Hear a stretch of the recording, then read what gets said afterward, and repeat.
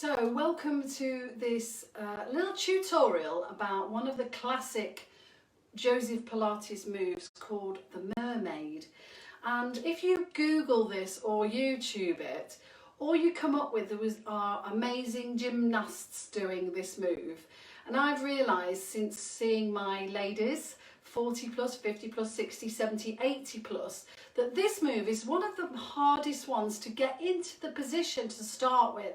So I'm going to show you some progressions now that you can start simple and move upwards. So I'm just going to show you the position that the mermaid can be in to start with. This is like the Joseph Pilates position. You get your legs, so you externally rotate it this way and you internally rotate it this way, so in your femurs, and in an ideal world both hips are down on the floor. Now this in itself is a very tricky move for the hips, and I find with my ladies that are of those age groups that is the biggest area that starts to become stiff when they move through their life. So I feel like there's a lot of exercises we need to do to start to warm up that area before we even get into anything like mermaid.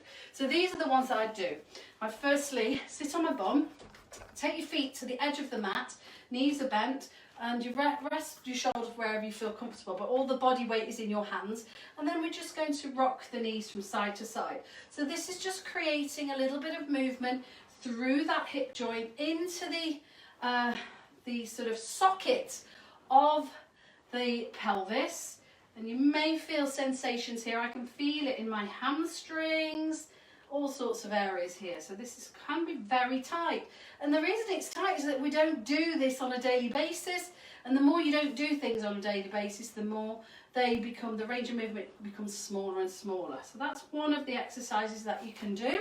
Another exercise you can do is to sit in half crossed legs. So just get one leg up. I'm sitting on a chair here, but you can do this on the floor with this leg forward and just move through that leg. So just move around where you feel you can. Now, if you find that your knee is up high, so I see quite a lot of people here, even there will be good enough. You could just do this with your knee just to move it into a position, or just change the movement that you've got already. So range of movement can become very, very stiff, and a lot of ladies I would see were here. But if you can, get it down and just move the body with it and just get into that glute. Sometimes it's because your buttocks are too tight that this doesn't work as well. Let's just do the other side while I'm here. So I would see a lot of ladies with their knee right up like this. So in that position, I would just get them to move the knee inwards rather than outwards. So bring the focus into the midline rather than out. But actually, subconsciously, this will then become more flexible outwards as well. But if not, you can get into that half cross leg position, just circle round. It's quite nice to do on a chair because this other leg isn't feeling compromised if you are stiff. So just get into that hip joint on that side. Then we can move on to cross legs. So of course, cross legs, I'm nicely sitting on my sit bones here, but a lot again are not in this position. We see a lot of sort of this, where you tilt it back, you just literally, the flexibility isn't there.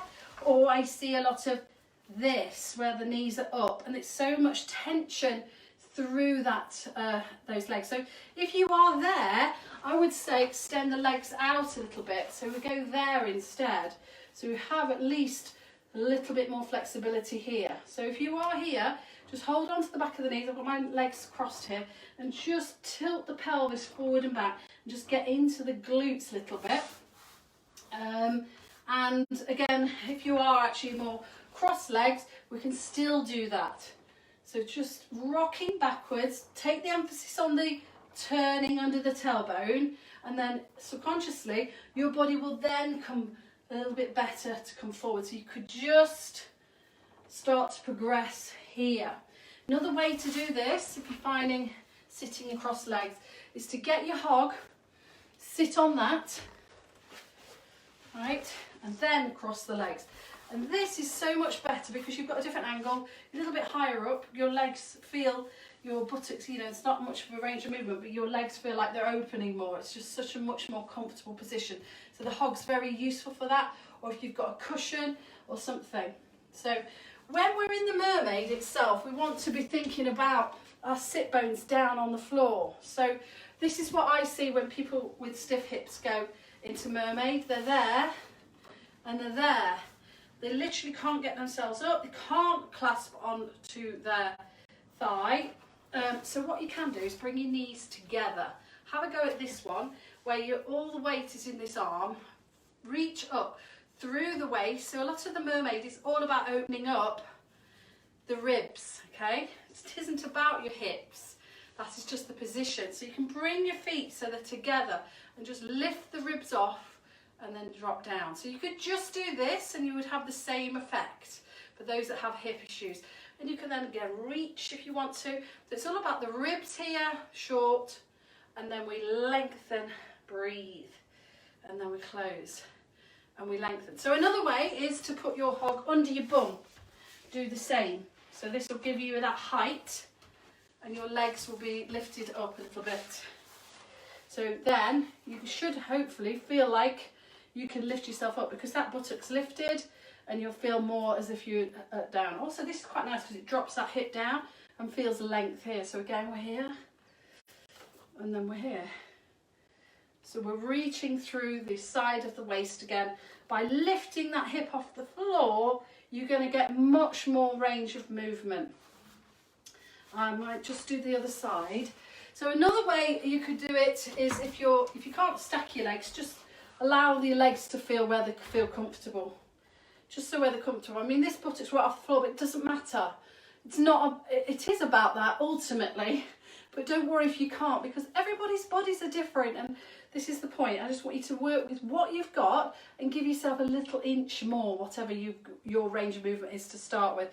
So this is a nice one where you can go there, your knees forward, or you can go wherever you feel that your legs feel comfortable. So again, it's about that waist lengthening, lifting through the arm.